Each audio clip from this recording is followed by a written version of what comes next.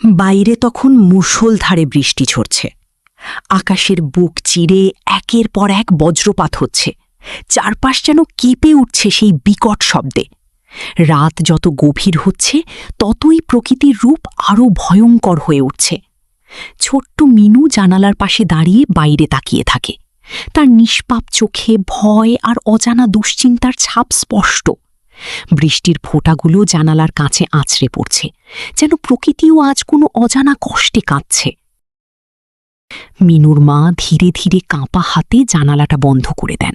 তার বুকের ভিতরটা কেমন অস্থির হয়ে আছে, কারণ মিনুর বাবা এখনও কাজ থেকে বাড়ি ফেরেনি।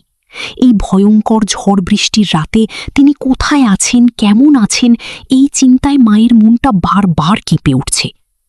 বাইরে ঝড়ের শব্দ আরও বাড়তে থাকে, সাথে বজ্রপাতের আলো মুহূর্তের জন্য পুরো ঘর আলোকিত করে আবার অন্ধকারে ডুবিয়ে দেয়। ঘরের বাতিটা বারবার টিপটিপ করতে থাকে। মিনু ভয়ে মায়ের গা ঘেঁষে দাঁড়িয়ে থাকে। ছোট্ট বুকটা তার ধরফর করছে। মা বুঝতে পারেন মেয়েটা খুব ভয় পেয়েছে, তাই তিনি মিনুকে শক্ত করে জড়িয়ে ধরেন, মাথায় হাত বুলিয়ে শান্ত করার চেষ্টা করেন। হঠাৎ পুরো ঘর অন্ধকার হয়ে যায়। বিদ্যুৎ চলে গেছে। চারপাশে শুধু বৃষ্টির শব্দ আর বজ্রপাতের গর্জন।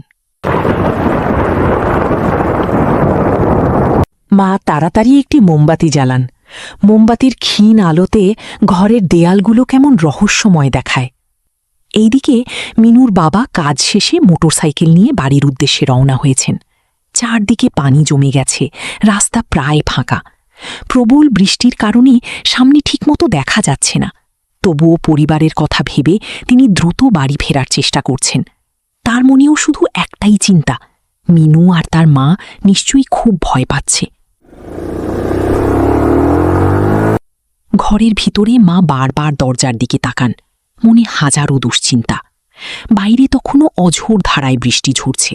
মাঝে মাঝে বজ্রপাতের আলো এসে পুরো ঘর কাঁপিয়ে দিচ্ছে। মা নিজের ভয় চেপে রেখে চেষ্টা করেন যেন মিনু ভয় না পায়। তিনি মিষ্টি কণ্ঠে গল্প বলতে থাকেন, মিনুর মাথায় হাত বুলিয়ে দেন। মিনুও মায়ের কোলে মাথা রেখে একটু শান্ত হবার চেষ্টা করে। মিনুর বাবা বৃষ্টির তীব্রতা সহ্য করতে না পেরে একসময় রাস্তার পাশে একটি বড় গাছের নিচে দাঁড়ান। ভিজে যাওয়া হাতে মোবাইল বের করে স্ত্রীর সাথে যোগাযোগ করার চেষ্টা করেন, কিন্তু কোথাও কোনো নেটওয়ার্ক নেই। নো সিগন্যাল লেখা দেখে তার মনটা আরও অস্থির হয়ে ওঠে। পরিবারের চিন্তায় তিনি আবার মোটরসাইকেল চালিয়ে রওনা হন। ছোট্ট মিনু বই খুলে বসে, কিন্তু তার মন বইয়ের পাতায় নেই। সে বারবার বাবার কথা ভাবছে। মা রাতের খাবার তৈরি করতে থাকেন। চুলার আগুন আর মোমবাতির আলো মিলে এক অদ্ভুত আবহ তৈরি হয়। কষ্ট, ভয় আর আশার এক গভীর অনুভূতি পুরো ঘর জুড়ে ছড়িয়ে পড়ে। মা মনে মনে প্রার্থনা করেন যেন মিনুর বাবা নিরাপদে বাড়ি ফিরে আসে।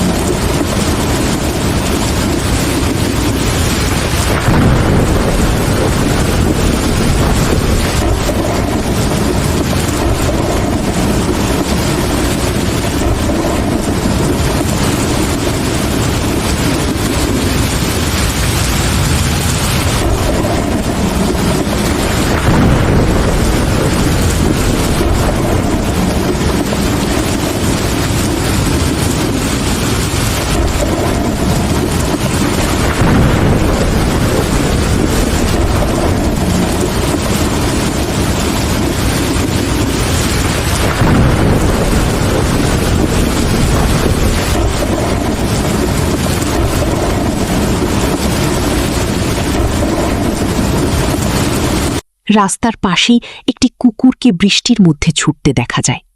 ছোট্ট প্রাণীটা যেন বাঁচার জন্য আপ্রাণ চেষ্টা করছে। প্রকৃতির ভয়ঙ্কর রূপের সামনে মানুষ আর প্রাণী সবার অসহায়ত্ব যেন একসাথেই ফুটে ওঠে।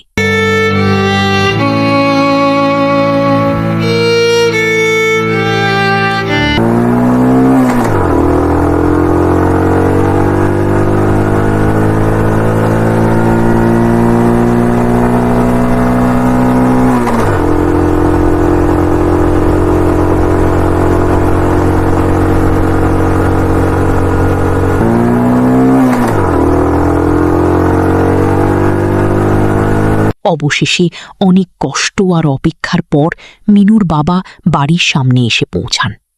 দরজায় কড়া নাড়ার শব্দ শুনে মা তাড়াতাড়ি দরজা খুলে দেন। বাবাকে ভিজে অবস্থায় সামনে দাঁড়িয়ে থাকতে দেখে মায়ের চোখে যেন সুস্থির জল চলে আসে। এতক্ষণ বুকের ভিতর জমে থাকা ভয় মুহূর্তেই দূর হয়ে যায়। তিনি আবেগে বাবাকে জড়িয়ে ধরেন। ছোট্ট মিনু দৌড়ে এসে বাবার কোলে উঠে যায়। বাবাও মেয়েকে শক্ত করে বুকে জড়িয়ে নেন। সেই মুহূর্তে যেন সমস্ত ভয়, কষ্ট আর দুশ্চিন্তা মিলিয়ে যায়। ঘরের ভিতর আবার উষ্ণতা ফিরে আসে। এরপর বাবা, মা আর মিনু একসাথে খেতে বসে।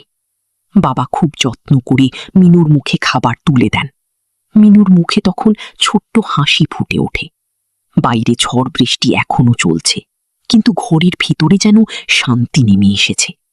পরিবারের ভালোবাসা আর একসাথে থাকার আনন্দ সব ভয়কে হার মানায়।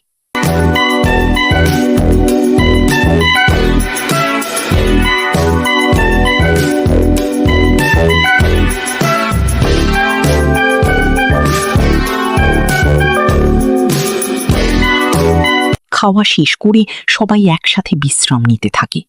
মিনু বাবার বুকের কাছে মাথা রেখে ঘুমিয়ে পড়ে।